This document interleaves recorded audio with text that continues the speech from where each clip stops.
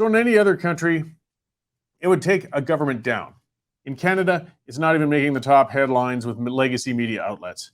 Right now, there's some pretty solid evidence that the Prime Minister's office may have directly pressured RCMP Commissioner Brenda Lucki to interfere with the active investigation into the worst mass shooting in Canadian history to score political points.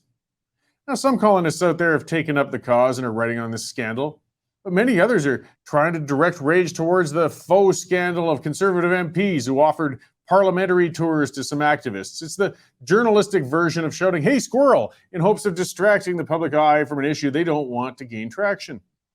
Other reporters are busy offering fawning coverage of Prime Minister Trudeau as he tours Africa and dodges questions on the scandal.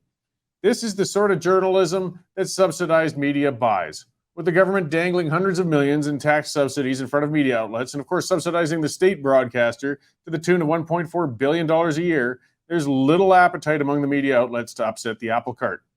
The Liberal government has created a system where media outlets have to apply and be accredited as official with this nebulous closed-door committee. If an outlet isn't considered to be an official media outlet, they won't qualify for the myriad of subsidies and handouts.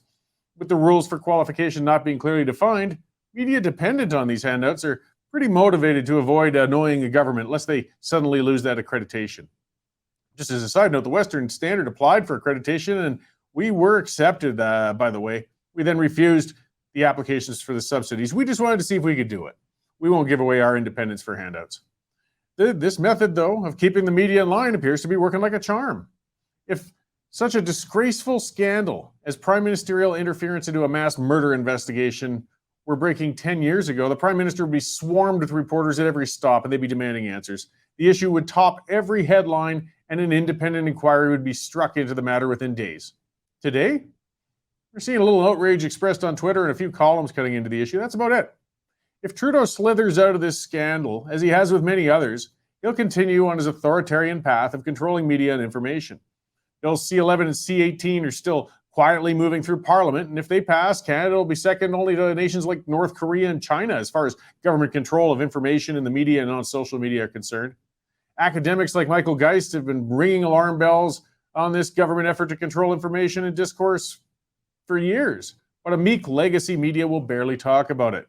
Just think of the ramifications. If this story that only reaches the third tier of legacy media attention right now, like what this is leading to. Senior RCMP officials have stated that while the 22 bodies of the victims of the Nova Scotia mass shootings had barely cooled yet, the commissioner of the RCMP was bypassing communication protocols, apparently on the behalf of the Prime Minister's office.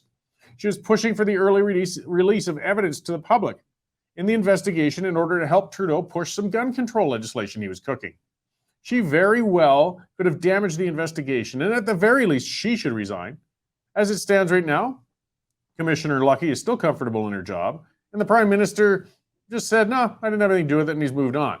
Since he's hiding overseas right now, MPs can't question him in Parliament, and Canada's pathetic legacy media corps aren't working terribly hard to put the questions to him either. If Justin Trudeau skates past this scandal, much of the reason will be due to a broken media environment. It also indicates that virtually no scandal can take this guy down. Just think of what sort of governance we can look forward to with Trudeau confident in the knowledge that he's politically invincible. It's scary, guys. If this doesn't take him down, what will? What will?